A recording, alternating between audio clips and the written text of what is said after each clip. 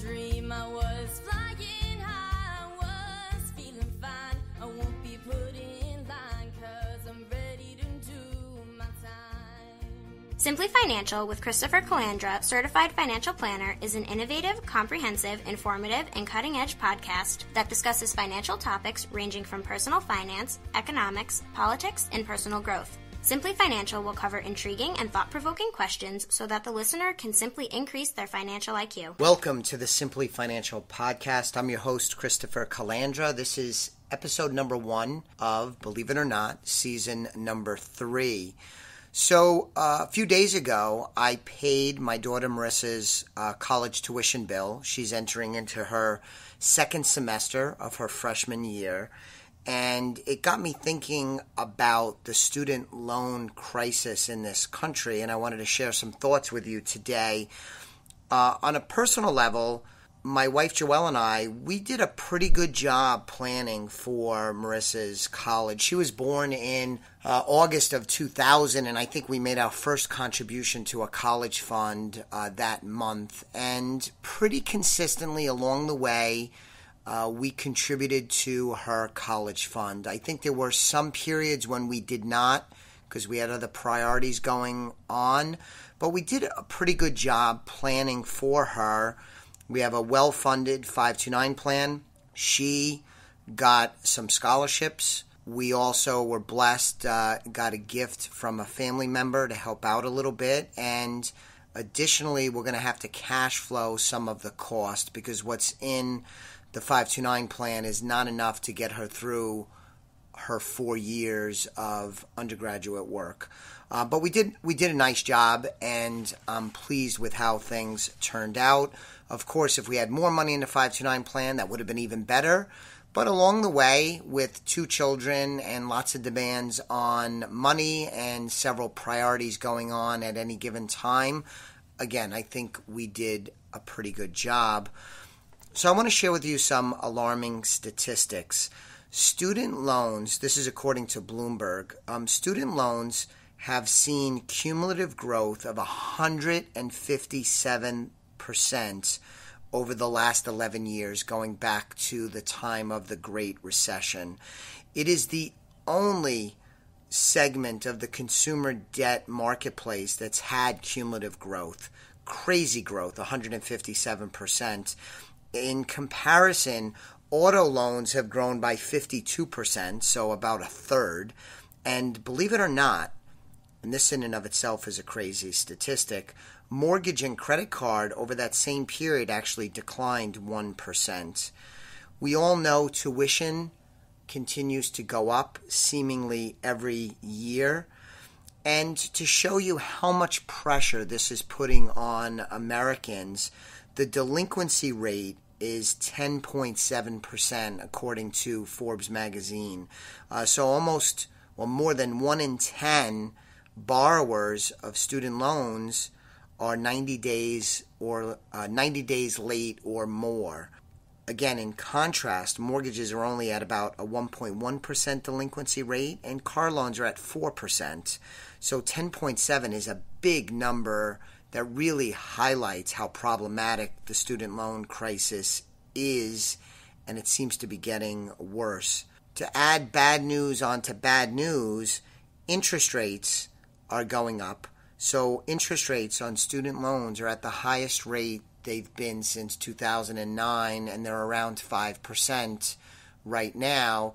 And I fully expect that student loan interest rates will be higher in 2019 compared to 2018, and I would expect that they would be even higher in 2020. So again, some really alarming statistics.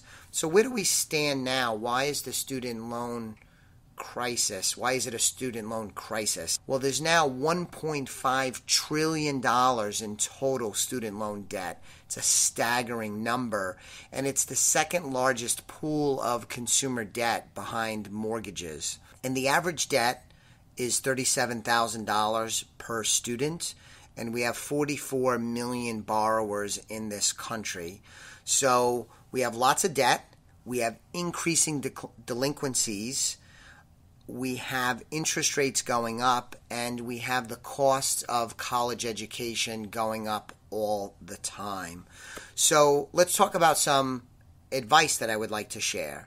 For parents and grandparents, first and foremost, I urge you to develop a plan on how college will be paid for. Hopefully you start early, but this is good advice regardless of what stage of the game you're at. Using a 529 plan, again, especially if you start early, is a really terrific way to accumulate money that can be used for college cost. There are some terrific tax benefits. And if you're a grandparent looking to help your children and grandchildren, there are some tremendous tax and gifting perks.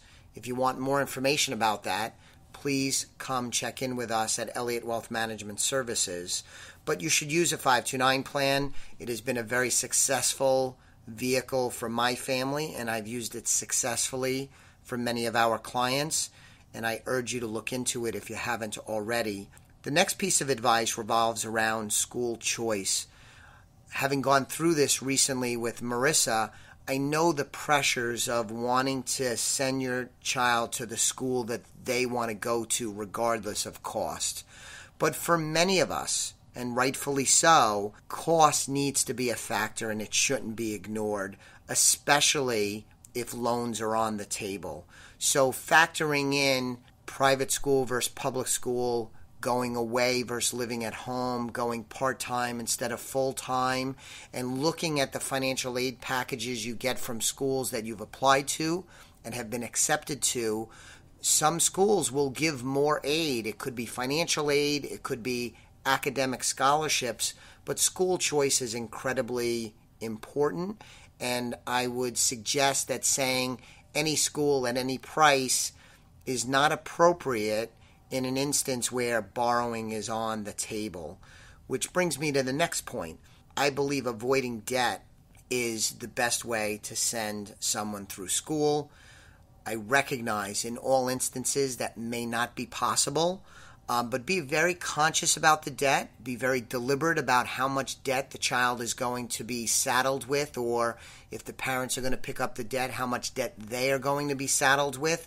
It's not something that you want to default to, that, hey, we hadn't thought this through, it's the 9th hour, we're ready to go, we're just going to take on debt. That's really a bad way to go about things, and you're likely to make a mistake that you and or the child are going to regret later.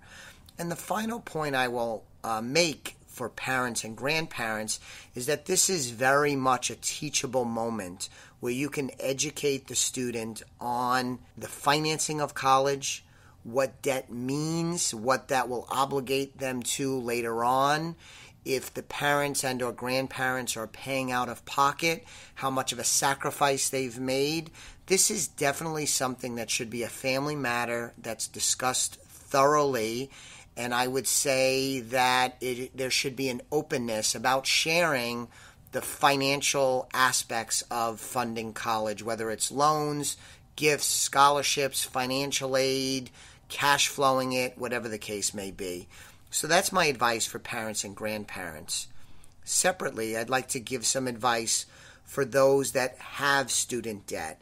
And the short answer on the advice side of things is that you need to develop a plan to pay it off. You do not want to carry your student debt any longer than you have to. The average student debt, I said, is about $37,000. That is a big number, but if you focus on it after you get out of college and you begin your career and you hammer away at it with a good amount of focus, you can get rid of that debt and not have it hang around for 5, 10, 15, 20 years or longer. But you need to develop a plan to pay it off. A lot of times that plan to pay it off will involve some delayed gratification. It may mean that you have to drive your car a little bit longer, or maybe not take as expensive a vacation as you may like. It may mean you take a part-time job to bring in extra money that you could use to throw at the debt. But delayed gratification is often a part of the plan, because to pay off that debt, that money is going to come from somewhere and something else is going to come up short. But I can tell you from personal experience, from my business experience as a certified financial planner for 26 years, paying off that debt sooner rather than later will yield a ton of benefits over the course of your lifetime. Just focus on it, pay it off. That's my advice if you have student loan. I would love to discuss this topic with you further. You can reach out to me through our website, www.elliottwealth.com. You can sign up for a complimentary consultation if you're not a client of ours already. And lastly, we would like to grow our subscriber base. So if you haven't subscribed already, please do so. And I would also appreciate it if you would share this podcast with friends and family and recommend that they subscribe to the podcast as well. I would be, again, very appreciative if you would do that for me. I will be back with you very soon on the next episode of the Simply Financial podcast. The views expressed are not necessarily the opinion of SagePoint Financial Incorporated and should not be construed directly or indirectly as an offer to buy or sell any securities mentioned herein. Investing is subject to risks, including loss of principal invested. Past performance is not a guarantee of future results. No strategy can assure a profit nor protect against loss. Please note that individual situations can vary. Therefore, the information should be relied upon when coordinated with individual professional advice. Please note, the information being provided is strictly as a courtesy. When you link to any of the websites provided here, you are leaving this website. We make no representation as to the completeness or accuracy of the information provided at these websites, nor is the company liable for any direct or indirect technical or system issues or any consequences arising out of your access to your use of third-party technologies, websites, information, and programs made available through this website. When you access one of these websites, you are leaving our website and assume total responsibility and risk for your use of the websites you are linking to. Securities and advisory services are offered through SagePoint Financial Incorporated, member FINRA SIPC. Insurance services offered through Elliott Wealth Management, LLC, not affiliated with SagePoint Financial. Simply Financial is part of the Exvadio Podcast Network. You can find Exvadio podcasts at exvadio.com/podcast, the Apple Podcasts app, iTunes Store, iHeartRadio app, Spotify, Stitcher, and wherever you find podcasts. So join us and stay informed and entertained.